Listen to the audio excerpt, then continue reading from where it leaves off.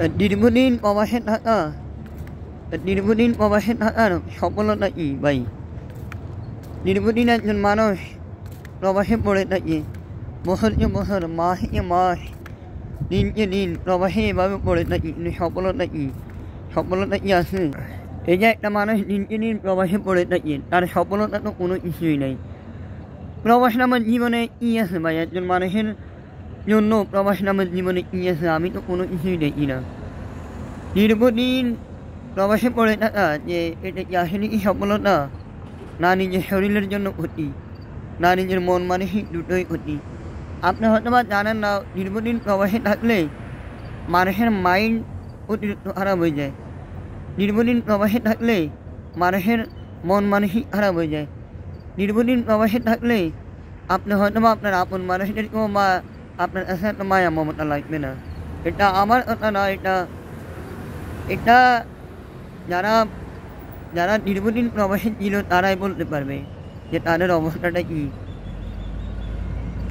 এই প্রবাসে আপনি পড়ে থাকেন বছরকে বছর, একটা সময় যখন আপনি হিসেব করবেন যে আমি তো দীর্ঘদিন প্রবাসে আছি, এখন আমি দেশে যাব। আপনি দীর্ঘদিন যখন প্রবাসে থাকেন, তখন প্রবাসের যে একটা আনন্দ, বা যে একটা আপনি মানুষের সাথে চলাফেরা করেছেন, বা প্রবাসের যে একটা কালচার, ওই কালচারটা যখন আপনি ছেড়ে দিয়ে যখন আপনি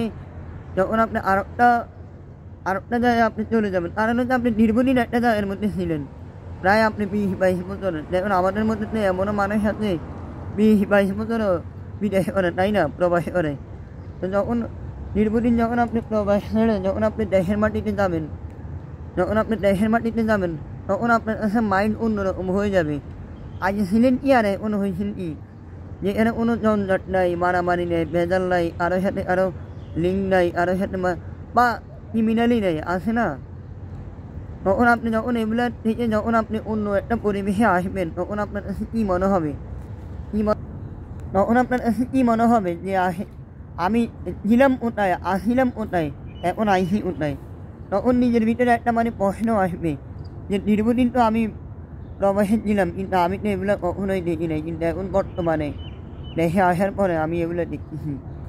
যখন দেশে আসবেন, তখন দেখা যাচ্ছে আপনার স্ত্রী, সন্তান, ছেলে মেয়ে আপনাকে প্রশ্ন করবে যে আপনি এত বছর বিদেশে করেছেন, ওই আমাদেরকে তো এত বেশি টাকা দেন নাই, বা আমাদেরকে এত বেশি বরণ পোষণ নেয় না। তখন আপনার মাইন্ড আরও খারাপ হয়ে যাবে।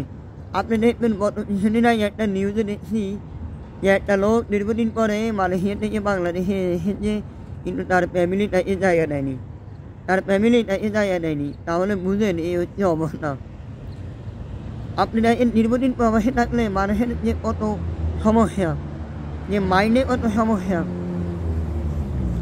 আপনার কি পরিমাণ ব্রেনে আঘাত থাকে। তাই আমি মনে করি যে আপনি দীর্ঘদিন প্রবাসে না থেকে অন্তত চলার মতো একটা অবস্থা করে প্রবাস থেকে চলে যান, এটাই হচ্ছে বেটার। দীর্ঘদিন প্রবাস আপনার শরীরের জন্য ভালো কিছু বই আনে না। দীর্ঘদিন প্রবাস আপনার শরীরের জন্য ভালো কিছু আনে না ভাই। যারা প্রবাসে থাকে তারা বলতে পারবে প্রবাসের জীবন কত কষ্ট। যারা প্রবাসে থাকে তারা বলতে পারবে প্রবাসের কষ্টটা কী, বুঝলেন। প্রবাসে আসলে মানুষে কিন্তু দেশ থেকে মানুষের প্রবাসে বেশি সফল হয়। প্রবাসে কেন সফল হয়? কারণ দেশে ইনকাম করলে দেশের টাকা দেখা যায় না, কিন্তু প্রবাসে ইনকাম করলে প্রবাসের টাকাগুলো থেকে যায়, যার কারণে প্রবাসী মানুষ আসতে বাধ্য হয়। দেশে তো ওই পরিমাণ কাজ নাই, যার কারণে অনেক মানুষ প্রবাসে চলে আসতে বাধ্য হয়। প্রবাসে থাকলে মানুষে সফলতা পায়, কিন্তু প্রবাসীটা এমন একটা জিনিস, পরিবারজন ছেড়ে প্রবাসে দীর্ঘদিন থেকে থাকতে হয়, দীর্ঘদিন প্রবাসে পড়ে থাকতে হয়, পরিবার পরিজন ছেড়ে। তাই এটাই বলবো যে দীর্ঘদিন প্রবাসে না থাকে চলার মতো একটা অবস্থা করে প্রবাসে চলে যান। আশা করি বুঝতে পেরেছেন। ভালো লাগলে ভিডিওটা লাইক, কমেন্ট, শেয়ার করবেন।